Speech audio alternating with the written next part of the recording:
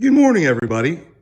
I brought all the rest of my lanterns from home into work today. For those of you that don't know, I work in a museum and I'm going to redo my exhibit, and I thought I'd do a couple little videos about my collection while I was in the process.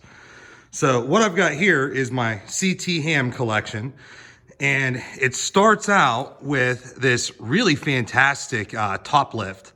I believe this probably dates to the late 1880s. The last patent date on it is 1887. And I don't really see any references to anything like this after 1891. So I'm thinking probably early. When I got this thing, it was entirely covered in rust, and it took several hours of scrubbing it off, but it cleaned up really, really nice. Right next to it, we've got a CT Ham pin lift. Again, I think it's probably the same era. It's got the same last patent date of 1887. And the patent that refers to is actually for a spring mechanism that is in the tube up here. And both of these have that. Next to that, we've got a pretty cool one, actually. It is referred to as the tip back tubular, and probably early 1890s. And CT Ham was actually sued over this lantern because it infringed on the patents for the Deets OK. And I've got a Deets OK also in the next segment of this little video. I'm going to do my Deets and SG&L collection. Next to that, we've got several variations of the side spring safety. We've got an earlier one here, probably early 1890s, that's got the globe guard. Next to that, we've got just a fairly typical one, and this one's a little bit later because it has the thumb pull on top. And then we've got the new and improved side spring safety that's got a really cool globe guard. Then we've got the dash version of the side spring. Next to that, we've got a big number 2 side spring, like this thing. This was pretty rusty too, and I cleaned it up and it came out pretty nice. Then we've got a D-tube clipper lift, and then the number 2 version of that with an amethyst globe, really big, robust lantern. Then over here, we've got just the regular round tube clipper. One neat thing about this one is it looks like it was unfired. It's got a little bit of surface rust on it, but no indication whatsoever of it ever having been fired before. And then we've got a dash version with side springs. Really, really cool, beautiful condition too. Got that off of Joe Bogo, actually. Probably one of my favorite lanterns. And then around the side here, we've got the CT Ham driving lamp, a tubular driving lamp at that. Really cool little lantern that is. It burns wonderfully. I love it. So the only thing that's kind of terrible about bringing my collection here to the museum is, you know, if it's in here, it's out of my regular burn rotation. And then next to that, we've got a CT Ham conductor's lantern. I found that at an antique shop near Harrisburg, PA. I'm really surprised to see it. Pretty decent shape too. But that's it for my CT Ham collection. I'll do a little pan over here. And I think of all of them, my favorite is this top lift on the end, simply because it cleaned up so well, and they seem to be fairly uncommon. But yeah, it was rough when I got it and did not expect it to clean up that good. But there you have it. And just for anything who's wondering, the flag in the case in the background is a Civil War flag that we have out on display. But yep, that's it for CT Ham. And then over here you can see the rest of the lanterns that I'm about to sort, and the display case here in the back that's got a bunch of others in it. All right, thanks.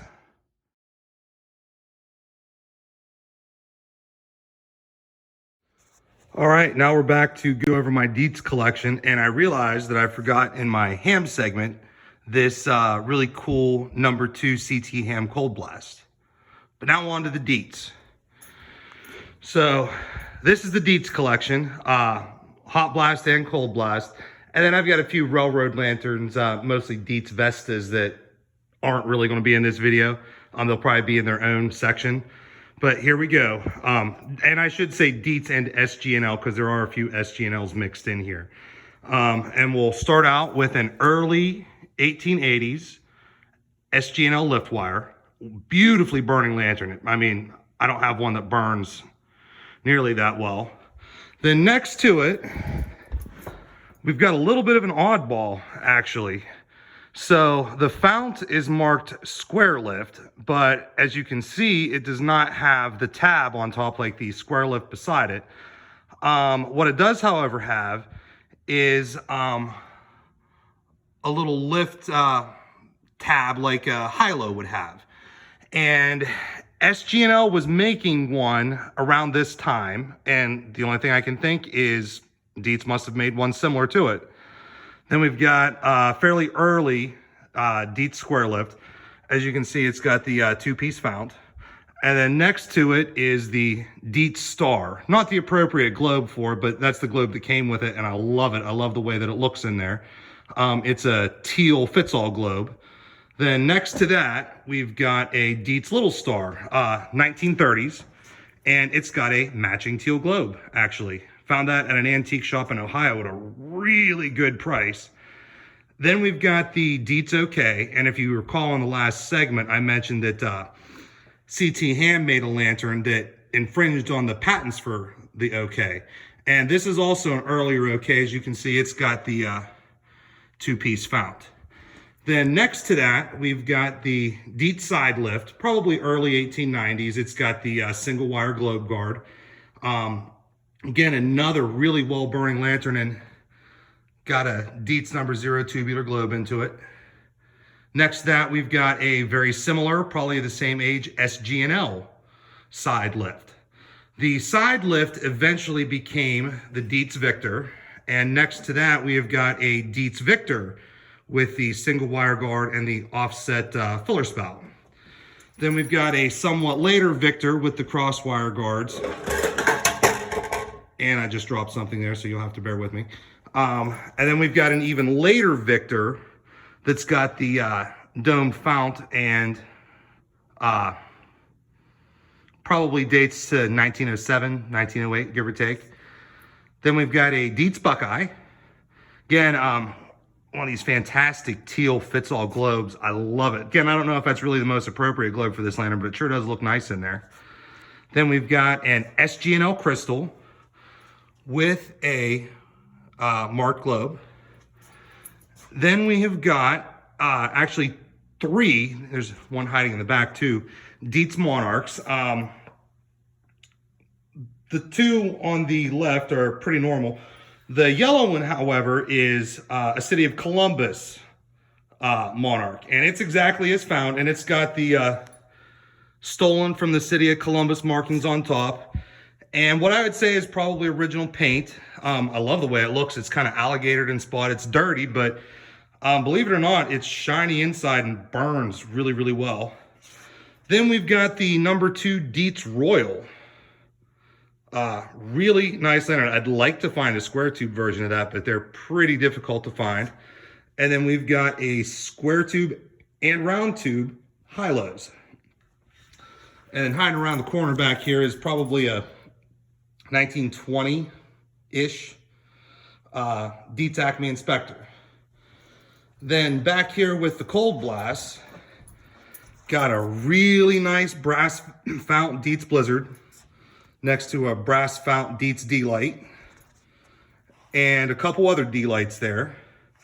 Then one of my favorite lanterns of all time, burns like a champ, and it's got the name and the Deets logo on top, which kind of puts that into a pretty specific year.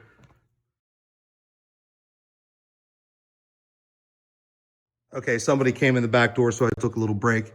But yeah, we left off with the Deets Crescent. Excellent burning lantern. Just big flame on it, burns like a champ. Then another one of my favorite lanterns, actually, it is a Deets Little Giant. But what's cool about it is marked WPA in Ohio, and I like anything WPA. I don't have it in there, but I've got the marked WPA in Ohio globe for it also, but it's got the glass cancer. Then we've got just a simple little Deets Wizard, and then the Deets, well, I should say Little Wizard, and then the Deets Little Wizard wagon version. And next to that, another kind of cool lantern. It is a newer Streamline. I think it's dated 1953, Little Wizard, but it is marked as such. And I think that's Allegheny County, number 6. So probably from the Pittsburgh area. And then lastly, we have got the Deets Junior wagon lantern. And the phone's ringing, so I'm going to cut this for now. Thanks.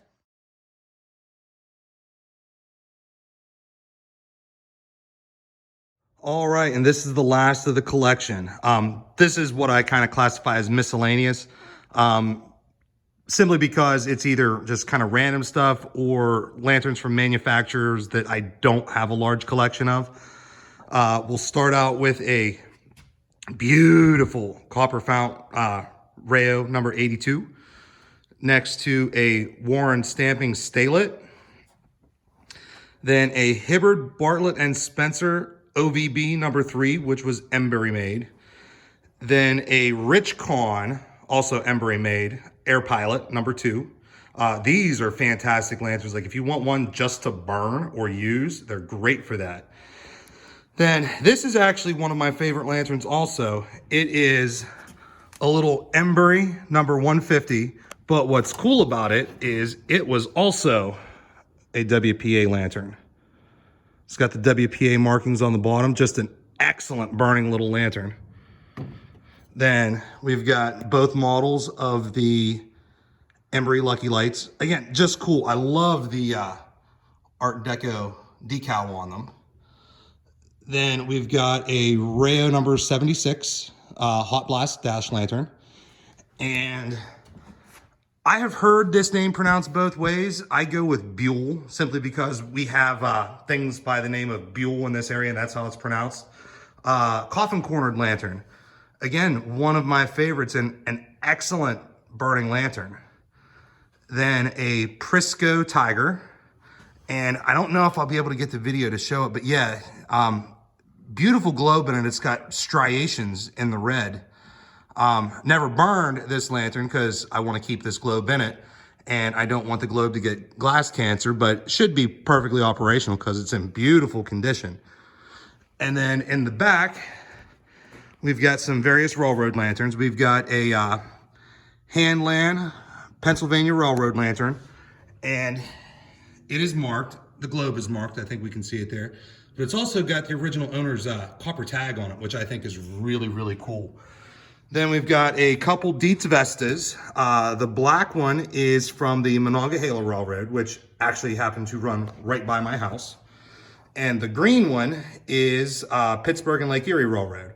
My great-grandfather worked for the PNLE, and I've actually got his Deets Vesta at home. I keep that one at home. I'm not going to bring it to work. But it was the Deets Vesta he used when he worked for the PNLE. Then we have got a B&O, C&O, Erie Railroad, and a little Deets Night Watch. And that's it.